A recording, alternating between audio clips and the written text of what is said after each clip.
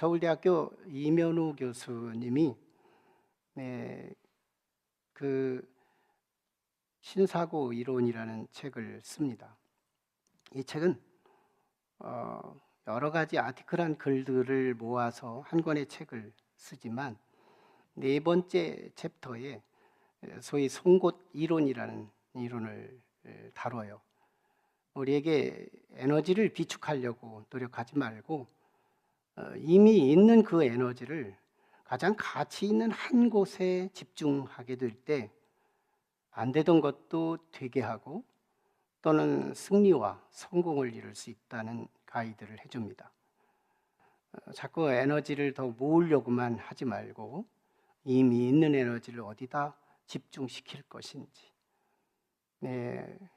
100개의 은사가 있어도 99가지의 은사를 던질 수 있는 용기가 필요하고 자신에게 주어진 가장 메리트 있고 가치 있는 한 은사에 주어진 집중하고 송곳처럼 한 곳을 뚫을 수 있으면 뚫어진 그 구멍을 중심으로 역사를 이루어갈 수 있다는 얘기죠.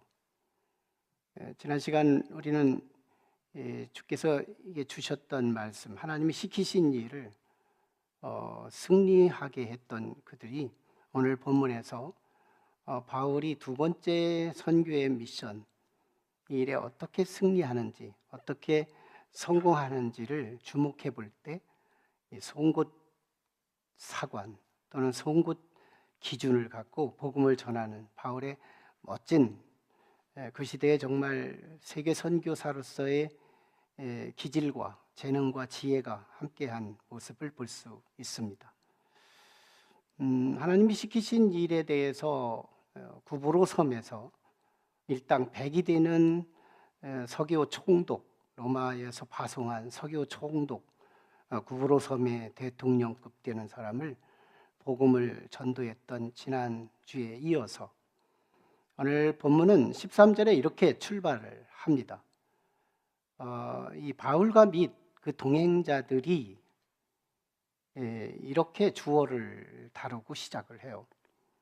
그러니까 이 구브로 바보라는 그 도시에서 이 총독을 구원하는 일에 거짓 선지자가 갑자기 실명하고 그리고 그렇게 많은 사람들에게 거짓의 기술을 가지고 관심을 일으켰던 이 거짓 선지자를 아주 심판하는 과정 속에 기적을 목도했던 서기오 총독이 예수를 갑작스럽게 믿게 됩니다. 그러면서 그 파장은 서기오 총독만 예수 믿고 끝난 게 아니었고 이 바울 일행을 따라다니는 이제 제자들이 생겨나게 됩니다. 얼마나 참 효과가 좋았어요. 그들이 지금 바다의 바보 항구에서 배를 타고 밤빌리아라고 하는 그 터키 중남부 지역 지중해 연안 쪽에 그곳에 밤빌리아라는 그 지역에 베가라고 하는 항구에 도착을 합니다. 이쯤 됐을 때 이 바울 일행은 굉장히 지쳐 있었고 다 막 도보로 다니는, 걸어서 다니는, 그러니까 제주도 같은 그런 큰 섬을 횡단했으니 걸어서 얼마나 지치고 힘들었겠어요. 이때 바울 일행이 한 가지 참 상심할 만한 일이 벌어집니다. 이게 뭐냐면 마가 요한이 함께 3인 1조가 돼서 같이 선교를 출발했는데 갑작스럽게 마가 요한이 예루살렘에서 보내신 이 마가 요한이 갑자기 실족하고 예루살렘으로 돌아가 버리는 거예요. 셋도 많은 게 아닌데. 근데 그 중에서 하나가 그 젊은 수행원이었어요. 비서급 되는. 이런 사람이 갑자기 실족해가지고 본 교회로 돌아가 버립니다. 그때 굉장히 마음이 상했던 이유가 뭐냐면 이유는 분명히 다루지는 않아요. 나중에 2차 전도 여행을 출발할 때 바울과 바나바가 한번 싸웁니다. 말다툼을 해요. 그 과정에서 바울이 굉장히 상심했던 모습을 보여요. 선교를 하다가 뭔가 이 뚝심이 있어야지. 한번 마음먹은 거 있으면 1차 전도 여행이라도 끝나고 그만둬야지 왜 하다 말고 집으로 돌아가느냐고. 그러니까 바나바가 2차 때 한번 다시 기회를 줍시다. 바나바는 기다릴 줄 아는 사람이고 온유한 사람이었기 때문에 사실상 자기 조카이기도 했어요. 그렇기 때문에 한번 2차 전도 여행 때 같이 데리고 갑시다. 그랬더니 바울이 쌍수를 들고 반대합니다. 그런 사람은 선교 동역할 수 없습니다. 굉장히 마음이 상했다는 얘기거든요. 그럼에도 불구하고 이 바울 일행은요, 실족하지 않아요. 사명이 문제보다 더 세고 더 강합니다. 사명자는요, 어떤 내후외환, 어떤 어려움이 와도 그 어려움이 사명을 삼킬 수 없다는 거예요. 사명자의 그 열정은 어떤 어려움이 와도 그 열정을 부술 수 없다는 거예요. 정말 바울 일행은 여전히 그 지치고 힘들고 어려운 여정, 앞으로 또 어디 어느 만큼 길을 걸어가야 할지 모르는 이 불예측한 낯선 땅에 바울 일행은 지금 걸어서 어디를 가느냐? 타우루스 산맥을 넘어서, 저 지도를 보시면 시리아 안디옥 오른쪽에서 이 구브로 섬, 살라미 항구에 도착하고 바보라고 하는 그곳에 있고, 그리고 밤빌리아에서 버가라고 하는 항구에 도착했다가 거기서 마가가 떠나가게 됩니다. 그 빨간 화살표, 첫 번째 화살표 종점 지역, 거기서 마가가 떠나요. 얼마나 참 힘들었던 시점에 다시 마지막 화살표인 비시디아 안디옥으로 바울 일행이 이동되는 모습입니다. 이 타우루스 산맥이라는 우리나라의 태백산맥처럼 북한과 남한의 등줄기를 이어가는 산맥이 있듯이 이 산맥을 막 걸어서 넘어가게 되죠. 비시디아 안디옥, 시리아 안디옥과 비시디아 안디옥을 구별하기 위해서 앞에 수식어를 하나씩 붙여준 건데요. 비시디아 안디옥에 도착했더니 안식일이 됐습니다. 바울 일행은 이제 습관상 안식일에 회당을 찾아갑니다. 회당은 유대인들이 모인 곳이죠. 유대인들이 10명만 있어도 회당을 짓고 만든다는 건데, 유대인들이 있는 곳에 그들은 하나님은 믿지만 실제는 예수 믿지 않는 유대인들이었어요. 바울은 1차적으로 유대인에게 기회를 주고 차선으로는 이방인들에게 복음을 주겠다, 이런 기준을 가지고 선교 중에 있었는데 회당에 들어갔습니다. 안식일 날. 그랬더니 벌써 예배가 시작이 되는 거예요. 사회자가 나와서 아마 진행을 했을 거고요. 프락실 리더, 우리 성경 대독자가 구약의 이스라엘 백성들의 전통 예배는 율법서 한 구절 있고 예언서 또 한 구절을 위해서 쌍, 양, 날개 말씀을 가지고 성경을 해법하고 또 설법하는 그런 방식으로 유대인들이 예배를 드렸는데, 그때 바울 일행이 가서 사뿐히 앉는데 낯선 사람들이 막 갑자기 들어오는 거예요. 브락시 리더가 성경을 다 끝나고 잠시 정적이 흐르는 분위기였어요. 근데 거기에 헤드급 되는 회당장, 과거에 원로 회당장, 지금 신임 회당장, 이런 사람들이 좀 의논을 하는 분위기였어요.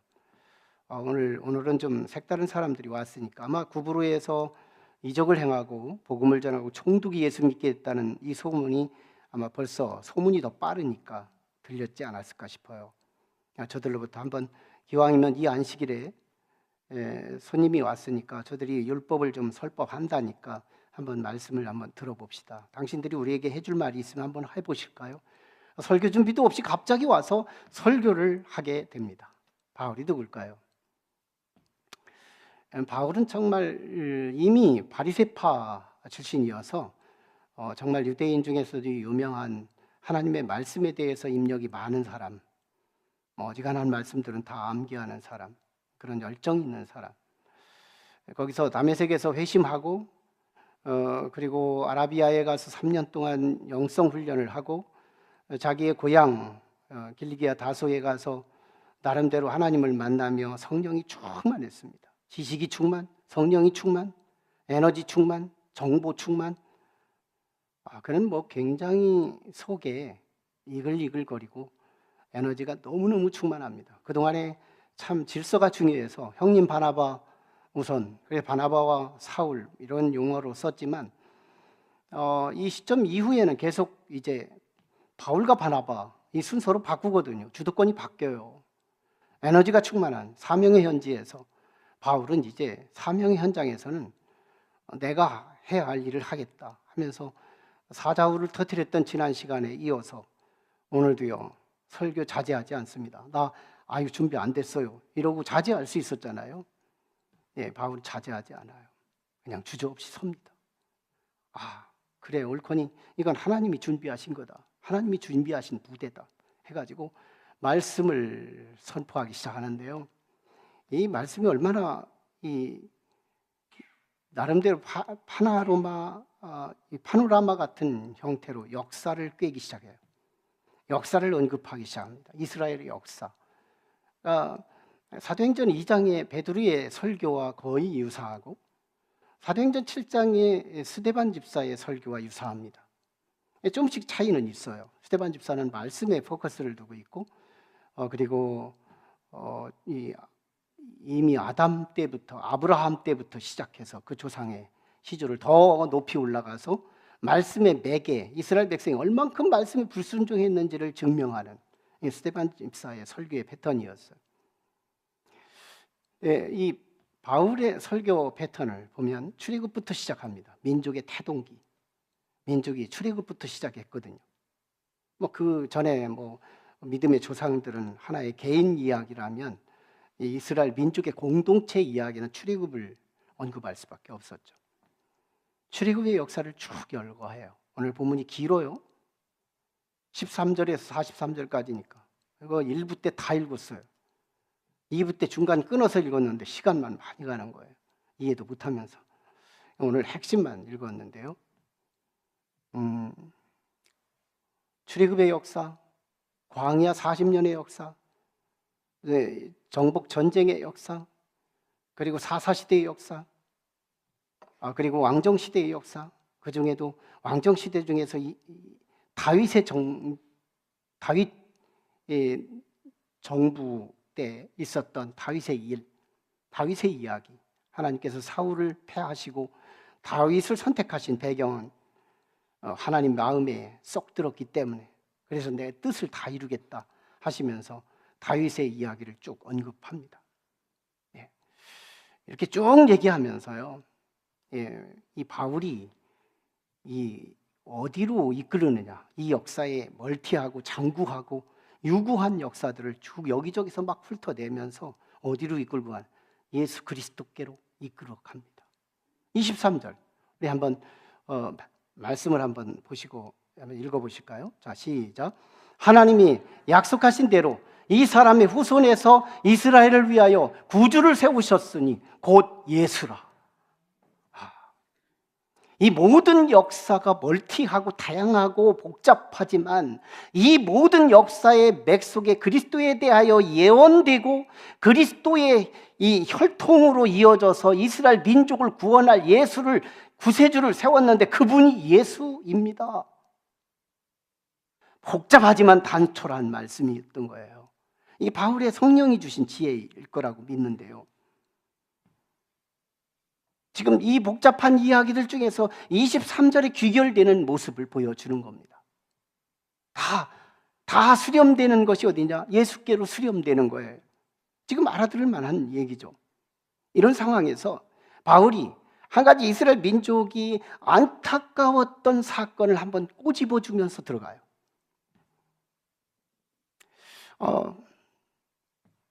26절인데요. 형제들아,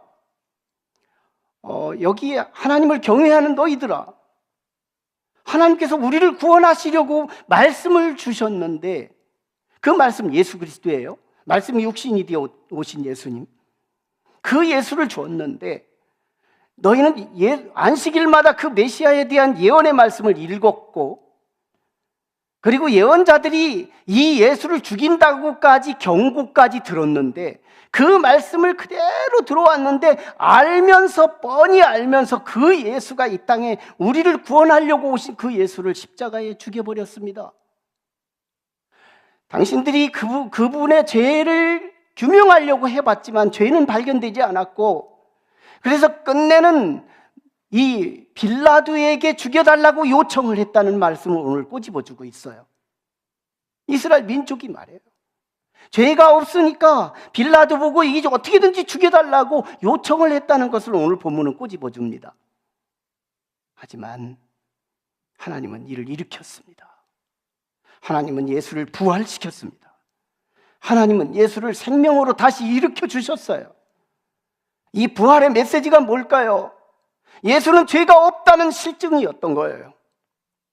죄값은 사망이어서 누구나 죽어야 마땅하지만 예수는 죽을 수 없는 무죄한 자임을 부활을 통해 입증하셨다는 거예요. 예수의 부활의 역사는 또 한 가지 교훈이 있는데, 예수의 부활은 사망의 권세를 깨뜨렸다는 겁니다. 예수께서 부활을, 사망 권세, 이 세상에서 무서운 게 얼마나 많아요.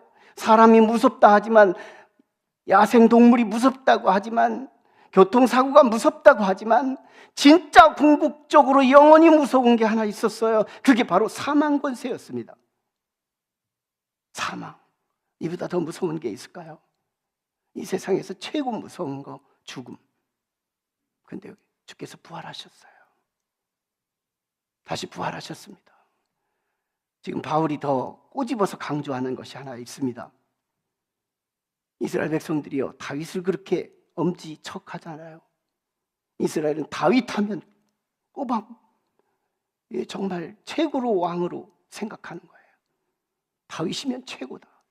다윗 같은 메시아, 다윗 같은 사람이 또 역사의 한 중심에 왔으면 좋겠다는 이 여망을 갖고 있었던 백성들에게 다윗 그렇게 좋아했죠? 그러나 그는 썩어 죽었어요. 세례 요한, 여자가 낳은 중에서 가장 으뜸이라고 했죠? 그는 예수 앞에서 신들매도 감당하지 못한다고 얘기했어요. 그러다 죽었어요. 그러나 예수는 다시 사셨어요. 예수는 다시 부활하셨어요. 생명의 주가 되셨어요. 그 예수를 믿는 자는 영원히 죽지 않고 그 그리스도와 함께 영원히 천국에 입성한다는 얘기가 오늘 우리에게 율법서에 이미 암시되어 있고 예언서에 이미 예언하고 있었던 거예요. 왜 우리는 알지 못하고 그 예수를 죽여버렸을까요? 그러면서 바울이요, 적용을 합니다. 네, 바울은 지금 38절, 39절에서 이렇게 적용해요. 그 부활하신 예수, 그분이 우리의 죄를 용서하게 해주신다는 거예요. 그분을 힘입어서 우리의 죄를 속죄해 주신다는 거예요. 그분을 힘입을 때 우리는 죄 문제가 해결될 수 있다는 거예요. 또 하나는 그분을 힘입을 때 우리는 하나님처럼 의로워질 수 있다는 거예요. 힘입는다, 뭘까요? 믿음이에요. 믿음. 그분을 믿을 때 죄가 해결되고 그분을 믿을 때 우리도 의로워진다. 무슨 말일까요? 우리가 하나님을 만날 수 있대요. 우리가 하나님을 만나는 자격을 얻을 수 있대요. 감히 피조물인 우리 인간, 그것도 우리의 삶 속에서 멀티하고 다양하게 복잡다단한 동기로부터 실행까지 죄를 짓고 있는 두더기 같은 이 죄인들, 우리를 하나님이 만나 주실 수 있는 권한은 부활하신 예수 그리스도의 힘입을 때 죄 문제는 해결되고 우리는 하나님처럼 의로워 하나님 앞에 담대히 나아가 기도할 수 있고 하나님과 소통할 수 있는 자격을 우리에게 주셨다는 거예요. 이런 이 유대인들이 회당에서 얼마나 은혜를 받았는지요. 바울에게 찾아와서 이렇게 말합니다. 예배 딱 맞추니까 다음 주에도 안식일 날 와서 말씀 좀 해주세요. 무슨 말일까요? 승리한 겁니다. 선교가 되고 있는 거예요. 하나님이 일하고 있다는 거예요. 여러분, 이 대목에서 우리는 바울이 지금 우리에게 전하고 싶은 한 가지 포커싱이 있어요. 뭘까요? 너무너무 예수 믿으면서 이것도 하고 저것도 하고 막 다단하게 이 거미줄처럼 우리가 복잡하게 신앙생활을 하고 있는지 모르지만 내 가슴 속에 포커싱, 내게 초점, 예수께 있냐는 거예요. 예수님, 내 인생에 예수로 초점되어 있냐는 거예요. 초점은 우리의 삶을 방해하지 않아요. 초점이 있는 사람은 질서가 있어요. 초점이 있는 사람은 힘이 있어요. 초점이 있는 사람은 역사를 이끌어 갈 수 있다는 거예요. 우리에게 초점이 필요해요. 예수 그리스도가 있냐는 거죠. 출애굽의 역사에 예수가 없다면, 광야 40년에 예수가 없다면, 이스라엘의 가나안의 정착에 예수가 없다면, 사사시대에 예수가 없었다면, 왕정시대에 예수가 없었다면, 다윗이 아무리 통치를 잘했다 해도 거기에 예수가 없다면, 세례 요한이 위대하고 여자가 낳은 중에 으뜸이라고 하지만 그에게 예수가 없다면, 바울은 지금 말하고 싶은 거예요. 망한 거다 이거예요. 망한 거다. 우리의 삶 속에서 가장 중요한 건 초점 예수. 예수가 오늘 일용할 양식 먹여줘요. 예수가 오늘 직장 나가게 해요. 예수께서 내 주님 중심에서 나의 초점 잃어버리지 않고 그분이 나의 일상을 이끌어가요. 나를 통치해가요. 나를 인도해가요. 예수, 우리가 너무 많이 들어서 해수성이 떨어질지도 모르겠지만 예수는 우리가 생각하는 그 이상의 분이에요. 정말 그 예수는 우리의 죄를 해결해줘요. 그 예수는 하나님 만날 자격을 허락해줘요. 그 예수는 우리에게 천국으로 인도하는 능력이 갖추어진 분이에요. 제가 시골에서 목회할 때였습니다. 7명밖에 되지 않았지만 한 분 권사님이 정말 제가 지금도 제 속에서 영적인 교감이 있는 권사님이셨어요. 한 권사님이셨는데 정말 파란만장한 야곱이 험악한 세월, 나는 이런 세월을 살았다고 바로에게 말한 것처럼 그분 권사님은 정말 험악한 인생을 사셨습니다. 남편에게 수시로 구타를 당하고 또 남편에게 언어폭력, 욕설을 당하고 또 너무너무 자주자주 외도를 하면서 가슴을 패이고 너무너무 고통스러운 세월을 지냅니다. 근데 참 놀라운 건 그분은 언제나 하나님을 의지하고 살았어요. 유대인들보다 더 유대인 같은 하나님에 대한 열정이 있었습니다. 새벽 기도 나오죠. 아침 먹고 나와서 기도하죠. 점심 정오 뛰면 주님께 와서 기도하죠. 오후 3시쯤 되면 또 다시 기도하죠. 저녁에 밥 먹고 또 와서 기도하죠. 이게 일상이었습니다. 그분은 정말 가장 불행할 수밖에 없는 그분이 어떤 면에서 얼굴에 구김살이 없어요. 그분이 제가 목회하는 전도사 때 돌아가신 겁니다. 그때는 입관을 교회 집에 마당에다가 놓고 입관 예배를 드렸는데, 그리고 입관을 하고 그 장례할 때 발인할 때 관을 내놓고 예배를 드리고 있었습니다. 그때 그 자녀들이 5남 3녀 정도에서 자녀들이 많았어요. 이 자녀들은 다 아버지에게 엄마가 해를 당한 이 증인들이었어요. 그래서 장례식에서 제가 여러 말을 하지 않았습니다. 모두가 다 알고 있는 상황이니까 이런 멘트를 처음에 입을 열었어요. 여러분, 우리 앞에 누워 계신 이 황 권사님, 파란만장하고 힘든 인생을 사셨습니다. 행여나 여러분이 상상할 수 있다면 이분 인생에서 빼기 하나 좀 해보십시오. 인생에 예수 그리스도를 한번 빼보십시오. 아마 이 세상에 살아가는 여정 속에 예수가 없다면 이분은 스스로 목숨을 끊었을지도 몰라요. 이분은 어떤 불행을 살았을지도 모릅니다. 아마 그 불행을 가지고 자녀들을 볶아냈을지도 몰라요. 이런 설명쯤이 지냈을 때 이 장례식은 엄청난 장엄한 분위기, 잠시 동안 눈물의 소리, 흐느적 소리, 이런 소리만 들릴 뿐이었어요. 그의 남편도 한없이 울었고 그의 자녀들이 오열하듯이 울었습니다.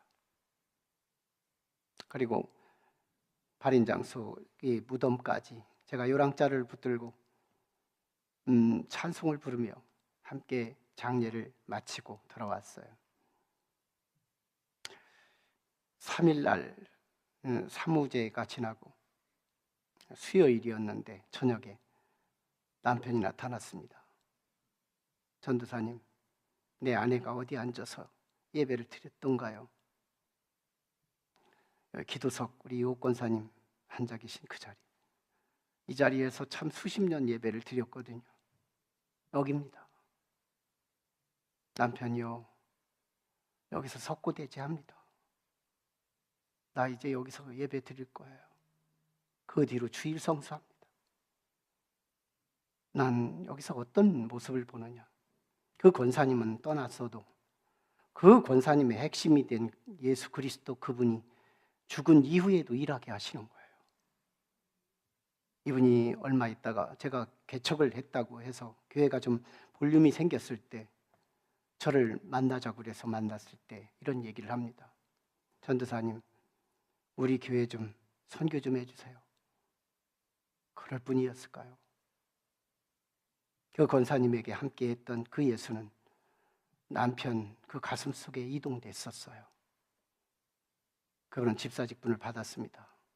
그 이후로 7년 뒤에 그분은 하나님께서 부르심을 받고 떠나셨어요. 저는 정말 그 권사님이 실패한 인생이라고 하지 않아요. 그분은 누구보다도 해를 당하며 그분은 누구보다도 불행한 인생을 살았어요. 그런데 그분은 진짜는 불행하지 않았습니다. 그분에게는 포커싱 그리스도, 예수 그리스도가 자신의 중심에 있었던 겁니다. 내게 예수가 없는 게 문제라는 거예요. 내게 예수가 있다면 환난 문제없다, 가난 문제없다, 무명함 문제없다, 높지 않아도 문제없다. 내게 예수가 있다면 내 삶은 질서가 시작돼요. 내 삶은 능력이 시작돼요. 내 삶은 비범한 삶을 살아가게 될 겁니다. 여러분, 노린자가 없다면 계란일까요? 안고가 없다면 빵일까요? 그렇게 말하니까 칼이 없으면 칼국수일까요? 여러분, 예수가 없다면 인생이 아닌 거예요. 예수가 없다면 다 갖고 망할 겁니다. 예수가 없다면 대통령 되고도 망할 겁니다. 우리 인생에 예수, 나의 죄를 도말하는 예수, 나를 하나님처럼 의롭게 만들어주시는 예수, 그분이 나의 길이요 진리요 생명이신 그 예수가 없다면 다 잃어버려도, 건강까지 행복까지 다 잃어버려도 내 인생 속에 진짜 그리스도가 나의 구세주가 될 수 있다면, 여러분의 삶의 승리는 제가 예언하듯이 보증합니다. 그리스도께서 나를 통치하시고 그리스도께서 나를 이끌어 가시는 그분이 내 삶의 포커싱이 될 수 있다면 우리는 승리를 담보한다는 거예요. 누구나 다 보면 내 뜻대로 되지 않아요. 저도 살아보니까 내 마음대로 안 되는 게 너무 많았어요. 그런데요, 주님이 나를 이끌어가는 모습을 보면 내가 생각한 것보다 더 탁월하게 리드하시는 모습을 여실히 봅니다. 저를 인도하신 하나님이 저와 여러분을 함께 인도하셔서 해피엔딩, 영원한 천국, 이전에 어떤 영광이 화려했어도 낮은 영광과 비교할 수 없는 그 영광이 저와 여러분을 기다릴 줄로 믿습니다. 우리 같이 기도하시죠. 우리 함께 같이 기도할 때, 하나님,